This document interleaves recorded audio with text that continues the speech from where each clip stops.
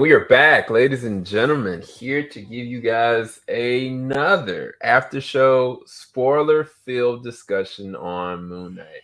I have my co-host here. What's going on, Ant? Not much. How y'all doing? And look, it's another day, it's another Moon Knight. We are on episode 2, Summon the Suit. I think that's the name of this episode. Yeah, that suit. That's the start of the episode for me this episode. I mean, the start of the episode for me. Yeah, look at that, man. I need to see if I got that in my closet right now. All white with the gloves, get that mask on. My cosplay is set. You know what? Actually, honestly, anybody could do this. You got a little bit of like shadow that's like maybe hinted with like a little bit of gray. Anybody could do that. Anybody. I'm pretty sure I could jerry rig the LED eyes too. Y'all might see me this summer. Just know. You know what? Like that actually is really dope, bro. I'm not gonna lie to you. But yeah, let's go ahead and kind of unearth this, you guys. If you haven't seen the episode yet, go ahead and watch the episode. We're about to go into full spoilers, and we're gonna try to break it down in a good amount of time because I want to make sure this man over here is taken care of and getting some rest. And I need sleep myself. I look tired. Something look wrong with me?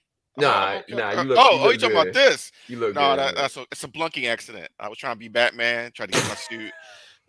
Went down to a cave down the backyard. It didn't work out this time for me though. But I got it next time. We're gonna clear that all out. It'll be fine. Fix it up. That's really his excuse. You guys, he's actually a superhero on the low. And that was just him, trying to cover it up, but it's all good. Y'all would never know, But yeah, let's go ahead and get into it. So episode 2, coming off of last episode, Marc has kind of taken the helm. He became Moon Knight, and he was beating that creature to death, presumably. I don't know what happens, but I think that they eventually kind of just disappear at a certain point. But you get to see him fully just go all out, at the very end of the episode. Creature tried to dip. You ever see somebody try to start a fight and realize they started the fight with the wrong person? That's what happened in that scene. He tried to. That's right. He dragged himself right back into that bathroom. You're right. That was like Peggy Bundy dragging Al back to the bedroom. That's what. But so the beginning of the episode, though, Steven kind of, he wakes up, he goes back to his office or whatever, and he's kind of talking to security guard and letting the security guard know, okay, this is about to blow your mind. He's sitting there looking at the footage, and nothing's there. And lo and behold, of course, Marc got rid of the footage because he doesn't want to implicate them or put them under too much heat too soon. And so, unfortunately, your boy Steven gets fired. The ironic thing is, when I was watching the episode again, I didn't realize that they were asking for him to give his name tag up, and he didn't want to give it. I was like, what's the big deal? But for him, from a metaphorical standpoint, like, he didn't want to give up his name. He didn't want to give up control of who he is. You know what I mean? Like, because he already feels like he's out of control. Now it's like, okay, there's a semblance of something that people can recognize that this is still me. And now I'm giving that up. I'm giving my identity away. I'm losing the thing that gives me purpose. And now I'm making me give my name up. I thought that was really fascinating. I didn't catch that before. That is interesting. I had a question though. Didn't they show him walk out the bathroom and look at the camera where he thought he had the suit on, but the security guard couldn't see it? No, so he was walking out of the bathroom. Then the footage cut. And you didn't see anything. And then it went to where he was hiding in between the pillars, and then it kind of disappeared. So you never got to see anything. Oh, so he manipulated the footage. It wasn't that you regular humans can't see this stuff. Yeah, I thought so. I thought that's what it was. I could go back and just to be sure, but yeah, when you see him, you don't see the suit on him, if that makes sense. I think that he just manipulated footage. But either way, the reason why, and we find out later on that they couldn't see the creature, is because people that are normal can't see these entities. Because later on, fast forward, when Layla, which we'll talk about her in a little bit, Layla and him were trying to get away. One of the dog creatures goes and attacks him. Like, she was like, what jackal? What are you talking about? I don't see anything. And that was when we kind of got the debut of the suit. But it's interesting that they can't see these creatures, but they can still hurt, maim, and kill anybody. That's really creepy when you really think about it. Like, there are creatures out and about that nobody can see or interact with, but they can kill or hurt you and you don't even know it. and I like that because some of us old World of Darkness players always has to be an excuse why this isn't mainstream, right? Why you got killings that are unexplained. I think we'll figure out a reason why someone just dropped dead if we don't Right. have any evidence. We'll go to something or natural causes or something. But if you have if you have to have a spiritual eye or something or a third eye to be able to see this type of stuff, and that opens a whole other world of like Ghost Rider things and like the Midnight Suns, all that stuff. Like that could be really cool. Yeah, and it definitely fits in though the line of like the Marvel Knights, technically. Like, Blade, he's a daywalker, but nobody in the Marvel universe would ever believe there's actually vampires. You know what I mean? But there are. And when you have something like that and like Ghost Rider, like those are offshoots, like levels to the world building that they can really, really truly explore. That I'm hoping they really go down that level, especially now. But I guess that also is a really good connector because I think it's Khonsu, the Egyptian god. Khonsu is making his presence known throughout. Like he is Hmm. constantly not only tormenting Steven, because Steven kind of like, oh, okay, yeah, you know what? I'm running. I'm taking this bag. I'm taking all this. I'm putting myself to the police. I'm gonna get them to lock me up. And he was like something along the lines of like, I hope they shove me so many pills that I won't ever have to see you again. And I'm just gonna stay away. And then this man shows up and he chases him out. He's like, yeah, get the bag back. And what we didn't realize is not just Steven that's being tormented, but Mark as well. Mark is laid his life down on the line to follow this entity, but it's at a great cost. Because his successor that Khonshu wants is this man's wife, Mark's wife.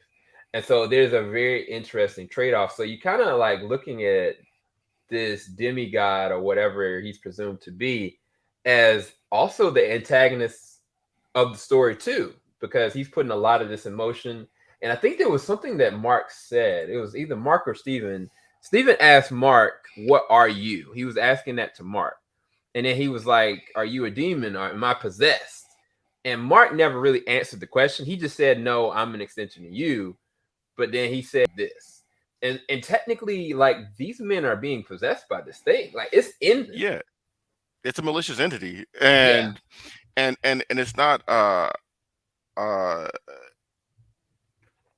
it's petty. It's a petty god, right?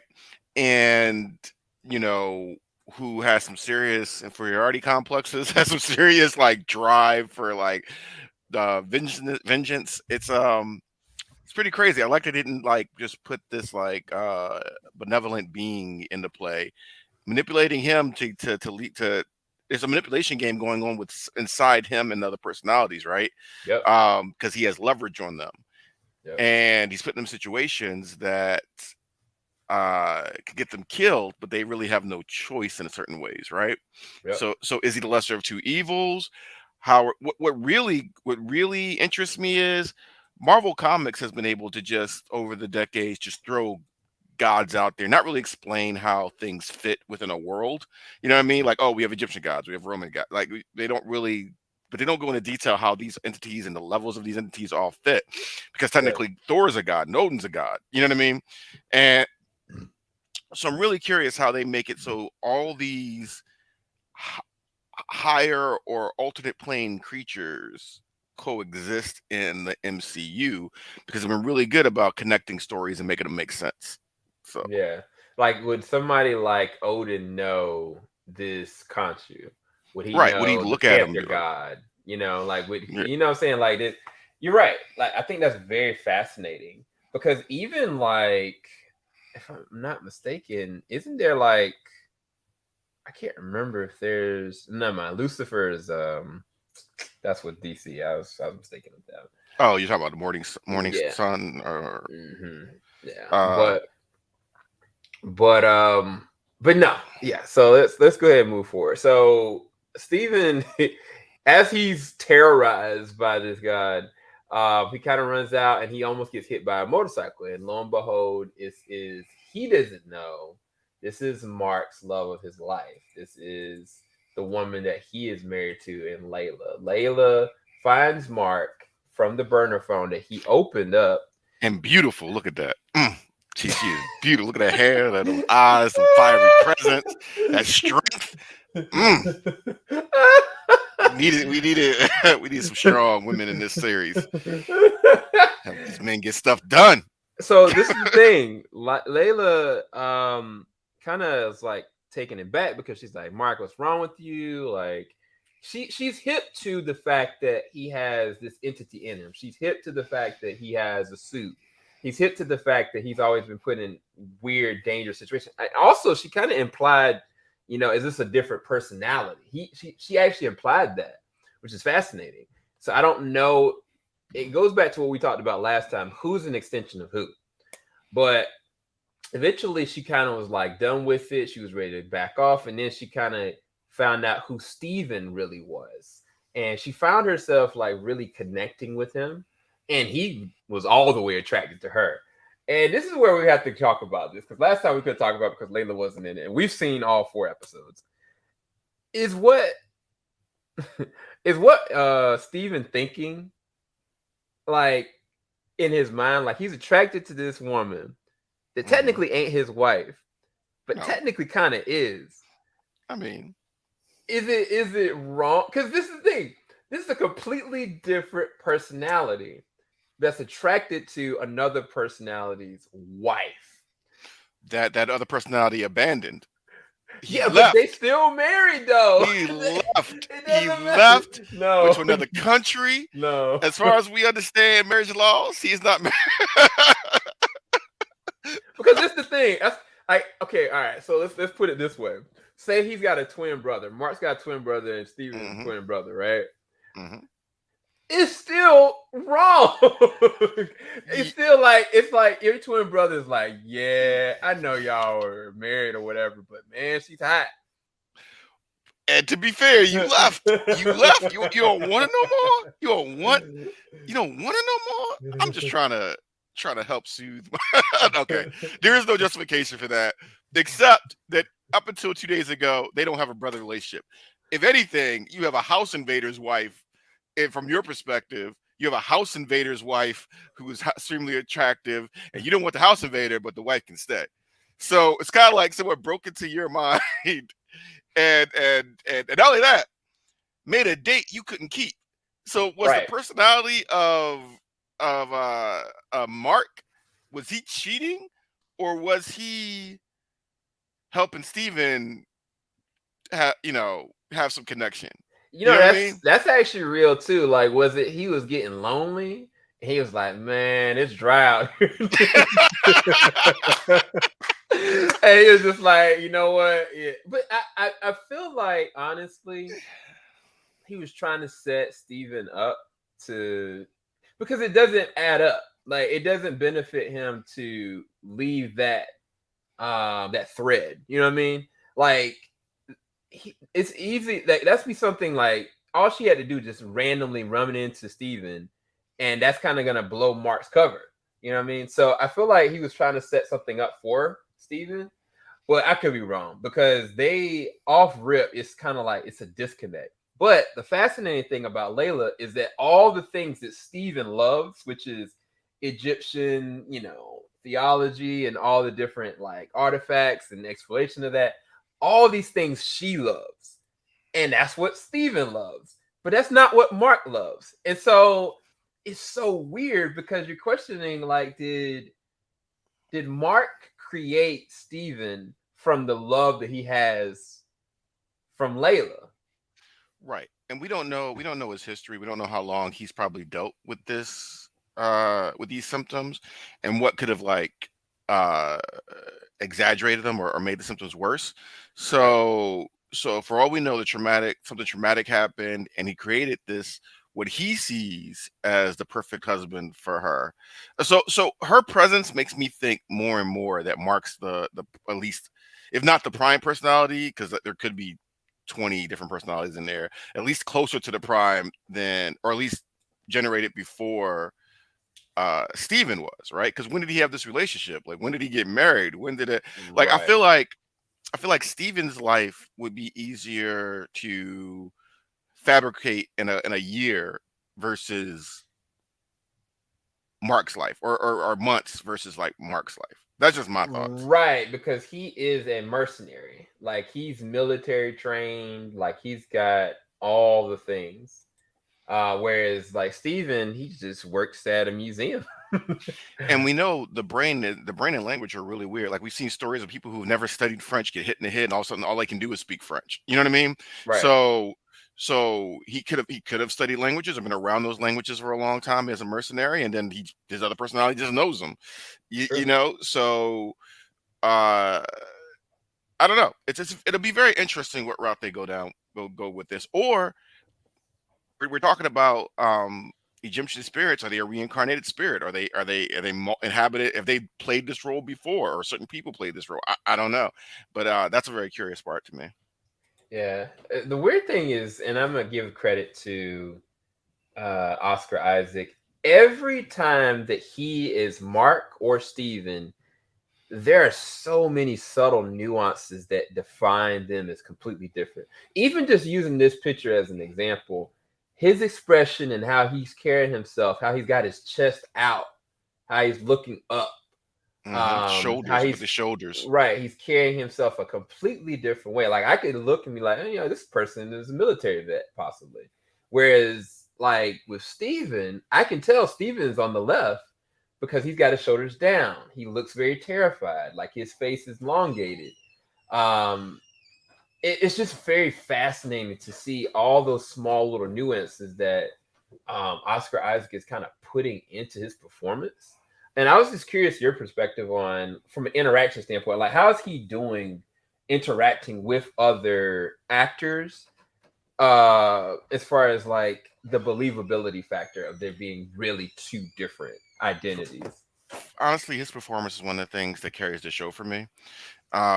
Because in olden times, to have the other personalities that have swept their hair a different way, or Right. you know what I mean, or even like wrinkled the clothes out of somewhere, you know what I mean, like something like that, or Yeah. anti. He's doing a lot of this with body language alone, and in the walk he walks, and that's real impressive. Just the things you point out of him, like making himself smaller when he's Steven versus making himself look. In that picture you put, he looks visibly larger Yep. than Mark. Um, have you ever watched the Peaky Blinders? Have you ever watched that show? I've always wanted to. I've always Okay, wanted to. I had to start it from the beginning if I did. they're generally the main actors are generally small guys, but the way they carry themselves, they always have these wider stances when they walk, and Mhm. so they give an appearance of being larger in a room, Mm. and just saying that's how he appears when he's Mark, because he's the actor's not a big guy, but Right. when he has the barrel chest out and the Mhm. shoulders up, and versus when he makes himself smaller. I'm sorry, I just hurt myself. Smaller with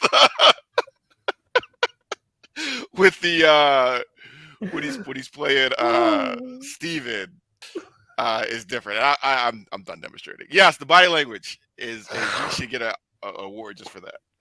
Oh man, are you okay? Yeah, I'm good. I'm good. Okay. I was like, you don't have to demonstrate. I was so worried.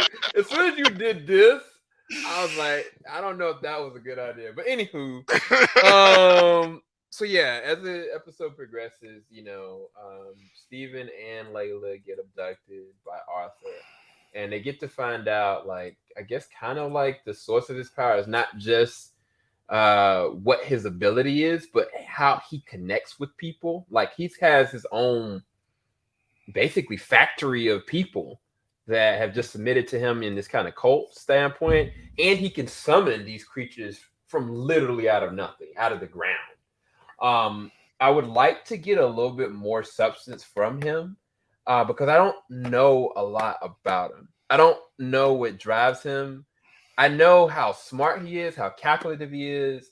I know that he can potentially be a very good villain, and I know how good of an actor Ethan Hawke is. But I don't have anything drawing me to him. You know what I'm saying? Like there's certain villains that on the TV shows. I'll give Mahershala as an example. Mahershala on Luke Cage, Cottonmouth, right? hmm There was an immediate connection there because I was like, okay, I know what he's about. I know exactly where he's coming from. I know his connection to his sister. I know his vulnerabilities, but I also know his power. And even though he knows what Luke Cage is capable of, he is not afraid of Luke Cage in any way, shape, or form, making him one of the most defined low rate villains, from the Marvel series. And then you could say Yes. Kilgrave, right? Like Kilgrave on Jessica Jones is one of the most terrifying individuals you've ever seen. Like it's not even so much like his personality, it's his capability of what he could or would do to anyone without any remorse at all. And those things and what he's already done laid an interesting foundation that made me immediately gravitate to him. I've not gravitated to Mark, even in spite of what Mark did in the first episode. And I was curious your perspective on, Ethan's performance and then just the character Arthur as a villain so far. How are you taking him? Okay, so Ethan Hawke's character, you remember his name? Arthur, yeah. Arthur. So it's funny you mentioned Kilgrave. Kilgrave was terrifying for me because he was a 5-year-old in a man's body with incredible powers. So he treated everything like a 5-year-old that almost I need instant gratification, right? I'm instantly need my needs met, and if not, I'm unhappy, which means you're all unhappy. So you're gonna mirror whatever I'm feeling at this point in Mm, time. To my sense of justification. mm, Arthur, what I get, as soon as I saw him put the glass in the shoes and walk on it, his mhm, penance walk and pain because he doesn't feel like a just ruler. I don't know if there's kind of mystical thing of where that pain may translate to power, but mm, typically you saw that with religious figures that would whip themselves mhm, or experience suffering. So so that taught me a little bit about his character. Um, the other part is how he talked about I always forget the name, but the Moon Knight spirit, Khonshu. Akanchu, um, and how it seems like he's almost like an Eddie Brock that the symbiote rejected and went to somebody else, Mm, and he's a little bitter about that, and he's going to take it to the extreme to be worthy, right? So it's not just that I'm punishing people who do something wicked. I'm measuring the souls of everybody. And if your soul doesn't measure out from what you've done up to this point or what you might do, you're getting taken mm, out. So it's that one step further, right? It's the Jason Todd to the Batman, right? Batman's mm. punishing criminals, Jason Todd taking criminals out, right? Wow. You know what I mean? It was that I got to Yeah. prove I'm better than you or I'm more deserving. Almost like almost like he got broken up with, right? And Yeah. we don't know the extent of that, but almost like he got broken up with, and now he's doing the extreme. That's what I got from the character. But No, that's actually a really good analyzation because for me, I was kind of like I wanted to grab, and maybe it's because there's so many other surrounding factors. Like I'm assessing, how many entities are actually in, Mark and Steven. I'm assessing, what is the real threat here? Like what's the writing on the room? Like it's 6 episodes, I think roughly, or 7 episodes. Where are we going with this? And then I also was waiting for the psychological twist that hasn't happened yet. And so for me with Arthur, I was like, Arthur, you only got a short amount of time to grab me. And he hasn't grabbed me yet. But I know the capability is there. I just haven't been grabbed yet. But I think your assessment is great. I think that's a really good assessment. It helps me to be able to perceive him in a different way, either way. So I think it's really good. I think what we might be missing is that charisma that grabs us for a great villain. You know what I mean? Like uh oh, you just mentioned that Copperhead, was that his name? Copperhead from Luke Oh, Cage. cat and mouth, cottonmouth. Cottonmouth. Instantly great charisma, right? When he smacked, he's like, when Mhm. the guy spit on him, he's like, now I can hit you like a man. Right, Like, right. and the Biggie Small and the music and like it was just a perfect setup. And he was a bad guy you like to watch. Kilgrave was a bad guy you like to watch. Killmonger is a bad guy you like to watch. Loki in the first Avengers movie and the first Thor movie is a bad guy you like to watch. Right. And you don't have to like him. You don't have to want to have a beer with him or anything like that. But you're drawn into Heath Ledger's Joker. I like to watch. What is he gonna do next? What do he make me? Yeah, that's that scene right there. And it was a song playing like Hail to the King or Hail to the Chief, I think, Hmm. at some point in this club, and you're like, yeah, so you got, and he had a sense of honor, right? And we Right. love a villain with a code. You know what I mean? Like Yep. we love a villain with a code. And so when we got that, when we get that sense of honor, you respect him even if you know he's the villain. Does that make sense? Yeah, it's fact. Or if you took have you ever seen Gangs of New York? Yes, I have. Bill the Butcher is one of the scariest movie antagonists I have ever seen. Like to this day, if you said it got to be the room with Bill the Butcher or the Joker, I don't know. Right. Like No, I'd have to, but you know what? He has convictions. He has a code of honor. He honors the priest, and he you know what I mean? Like, man, it's serious. Look at it. He pointing at me. I think I did something wrong. Did I vote today? Like, so we have the powerful antagonists like that grabs you, even if you think they're wrong, even if they're monsters, even because Bill had a lot of issues, but he had a code. Or he was hurt enough that you, like, the reason why we gravitate towards Magneto, right? We go, hey, Magneto is wrong. He goes a little extreme. But if we were all mutants today, would we trust humans not to enact a genocide on us? so you might say, I need to get out of here with Magneto. But am I making my point though? I think I think that's good. No, I think that's really so good. he hasn't done that thing that like grabs us, except that maybe he has that wounded X mentality, and you know what I mean. Like, we don't know his whole story, so you get it. So I still think they're missing that piece. Yeah, I think that a simple, small, it may be like 10-minute or maybe even like 5-minute flashback, of what he used to be. I think that would be the thing.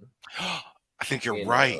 If we see him before, right, we'll know what he lost or what he's going through. I think you're right on that. I think that's what we need, and we might get it. We might. It might put everything we see up to that point in a different light.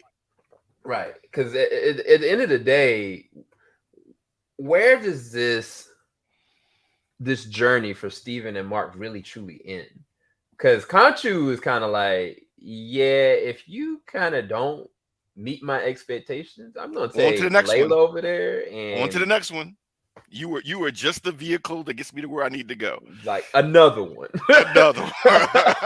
And I mean, that's that. So what happens to them? You know what I'm saying? Are they gonna be Arthur all over again? Is it gonna be worse than that? Because the thing is, Arthur ain't sitting there with multiple different personalities. They are.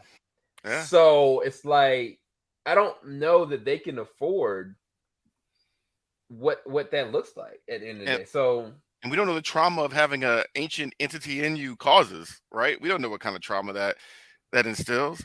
And like you said, he's like, why have one body when you can have 5? Why have 5 when you have not? Like, he's moving on. Like, he's like, he'll use you up until you're not useful anymore, and he'll go to the next candidate that he sees. And what are you left? If you have the power of Moon Knight, you have the power of a deity inside you. What is life like after that? You know what I mean? Like, how do you look at life? Right. So I guess we'll see. As far as this episode, I think the highlight for me was, like you said, man, the suit. That was freaking dope. I think when the action scenes do go, they actually go pretty hard. The thing about these Marvel Netflix shows, there's not a lot of action in them. I think the most action heavy one was between Loki and Falcon and the Winter Soldier. Like, Falcon and the Winter Soldier in the back half had really heavy action. Loki actually has some really great practical fight choreography. Like, I loved some of the things they did with Loki, but some of it didn't make sense. But it did have some, some good, Well, I think Disney or Marvel has given us something we've never had before, was superhero shows with this amount of budget and production value. That I'm hard pressed to think of another show outside these episodes that have given us production value. So everything looks great. It looks like it's movie choreographed for a lot of their fight scenes, like versus like just TV level. I might not be explaining that right, but it just seems like everything's stepped up just a little bit. It might not quite be movie level, but if it's not too far down either. And look at that. like just the designs and the style. Like I don't know if this has come up in the comics before, but that suit is nice. Dude, first off, bro, like this man, he fell out of a window and he landed the superhero landing, and he looked like a smooth criminal, straight up. Yo, And Mark was like, "What is this? Like, where's my armor at?" He's like, "I don't know, but this is a nice suit." look, I didn't know any. I don't. Moon Knight's one of those few characters I know nothing about. Like he would appear in some comics when I was a kid, but I didn't really pay much attention. So I'm excited to learn more about him. But if you showed me the promos when he was like straight in his tie and one, like with his head cocked back, like I was like, that's the killer right there. That's the one I don't want to mess with. Like I don't know who. Man, I can't wait. I hope, like I said, I hope there is like 20 more personalities, and we get 20 different types of suits, and we know we can tell the personality by the suit. I'm all for this. I'm all for this. So this is my interesting question to you. What if when Khonshu inhabits a being that they just don't age? Because I'm curious to see. Because I mean, at this point, like this is in real time. But what if Mark just didn't age after what happened? I think that would be a really interesting thing. Like, because then you could have like a jump forward and have a lot of different things. Because Mark may not be the first. Yeah. It could have been somebody before Mark. Yeah. And we never would know. Or is his fractured mind a perfect vessel for his host to come through? I mean, for him to be the host. We don't know. But we know that the gods have a certain level of impotence and when they're not in control of a body, right? So like you make the wind gust and some trash, whatever, but Arthur was not concerned. So we know there's more rules to this power transfer than we realize. And we know that the spirits or deities are bound by certain laws too, right? So I'm very interested in this mythos, and I really hope this is a gateway to more supernatural things in the Marvel universe, right? Can you imagine? Like you could bring in Blade. I know they're doing the movies; they might not, but you could bring in Ghost Rider. You could bring in Werewolf by Night. There's so many characters. Hey, even if you don't want to do the Ghost Rider, you could. There's like 4 different versions of Ghost Rider you could bring in to help out, or I mean to interact with these characters. So this is the thing. Now, because Disney has full ownership of the Netflix properties and the X-Men properties and of course Agents of S.H.I.E.L.D., they were gonna make the Diego Luna's version of Ghost Rider from Agents of S.H.I.E.L.D. and make it its own show. It was gonna be on Hulu, and then the transition happened and they called it off. And they could take that same actor and character and either one make them a show, or I've been saying just give us Marvel Knights, bro, and just run with it. Yep. And I think in S.H.I.E.L.D., the person that gave him the Ghost Rider power, and I think they hinted was Johnny Blaze. Yep. So that means there's Johnny Blaze walking around here.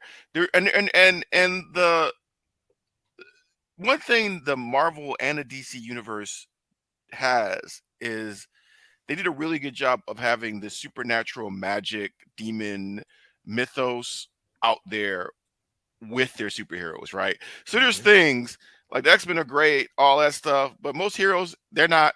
Doctor Strange is saving the multiverse on a weekly basis, and the Avengers don't even know about it, right?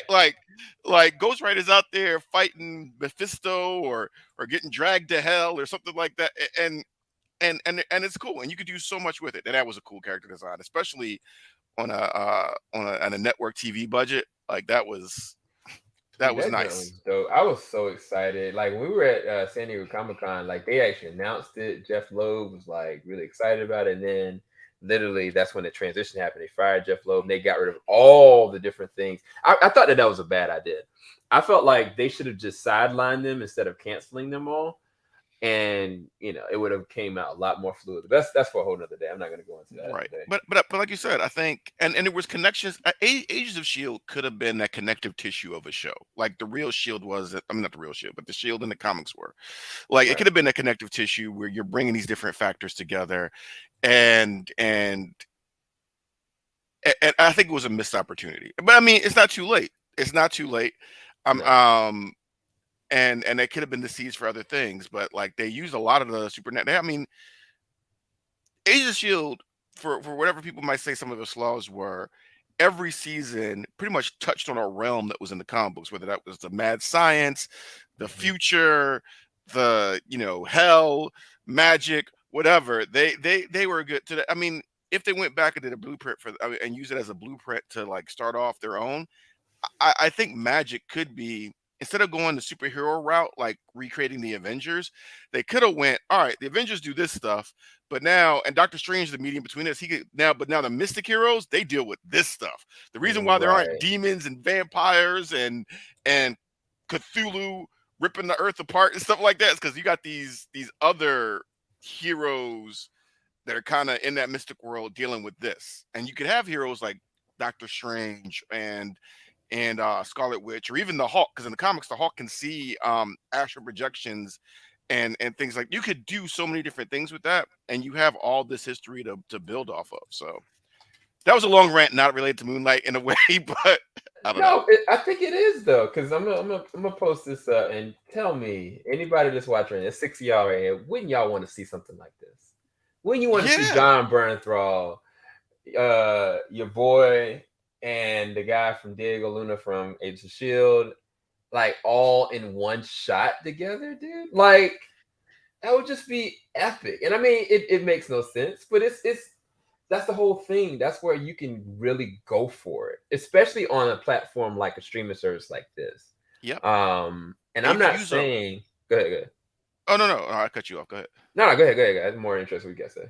Oh no, I was just saying that, and you could have the thing about some of the street level heroes is that they would come across this stuff. If there's vampires in the city, it is not it would be not unrealistic for the Punisher to go across some vampires and like, oh, these bullets aren't working, or at least this gauge isn't working. Let me let me get something bigger, and it's like, all right, guess we're wrapping up criminal vampires or whatever, like hooking up with Blade or something like that. There's so many different realms, and there's certain characters that can. Iron Fist would be another good character that deals with the spiritual realm. Not the that's the one guy they'd have to recast and they'd have to redo Just that. use Colleen Wing and call it a day. Call it a day. Call it a day. Yeah. But again, a spiritual street level hero that could straddle both worlds Mhm. and can be that connective tissue. Marvel. That's what it's that's what Marvel always did well. Marvel's Yeah. always done well. I have a comic where it's Ghost Rider and Wolverine just randomly run into each other, and Mhm. he's like, "Hey, I'm gonna miss you when it go." And all the regular criminals see both of them, and they're like, criminals have a very predators have a very good instinct of who to hunt and who not to hunt. All the criminals disappear, so they're just messing with like supernatural things in this city block, and it's amazing. It's a great thing. So yeah, that's my thoughts on it. So I'm gonna give you a scenario, and maybe we shouldn't do this because I don't want to blow up anybody's expectations.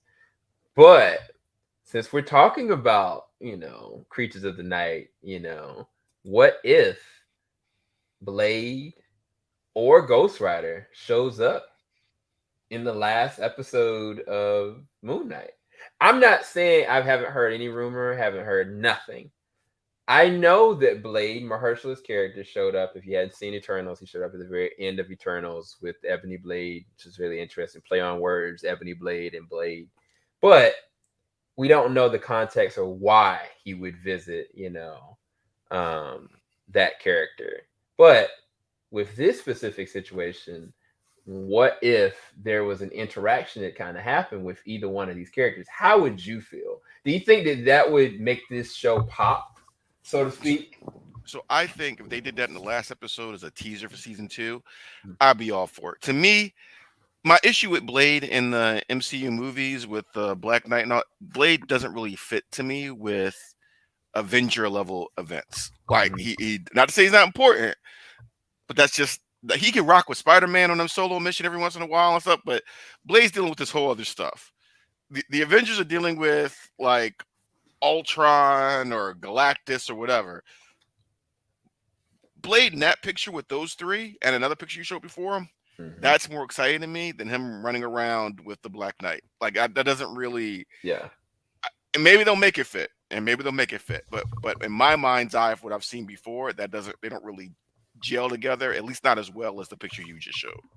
Yeah. I would rock. I mean, like I would definitely tune into a universe like you know how the Daredevil universe built off of their street level heroes, a universe like that Moon Knight built off the supernatural heroes. I definitely would tune in. I think it would grip people. I think it would grab people's attention.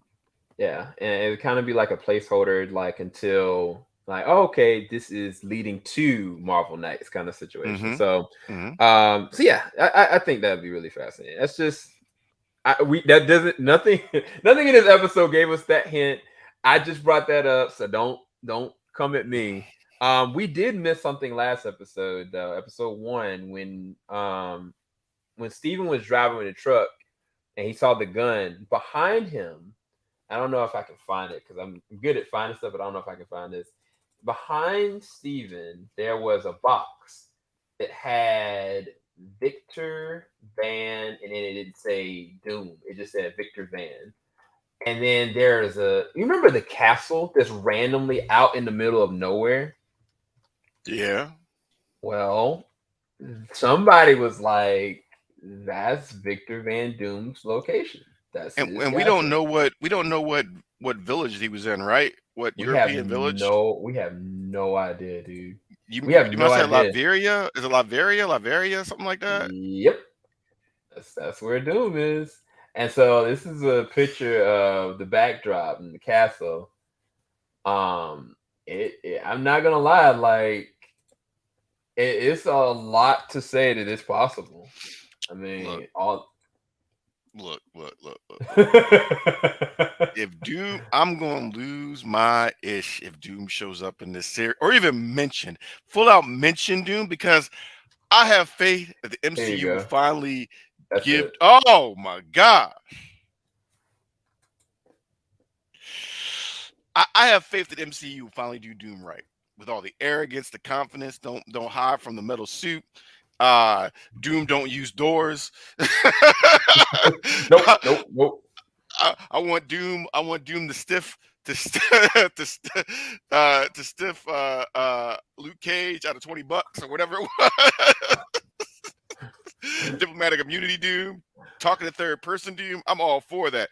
Grab the god out of Moon Knight and put him in a cage Doom, trying to steal the surface over his boards Doom. I'm all for that. Do you think we're getting Doom soon? Do you think we're gonna get Doom before like a Fantastic Four appearance? So this is the thing. I think that would make more sense to me.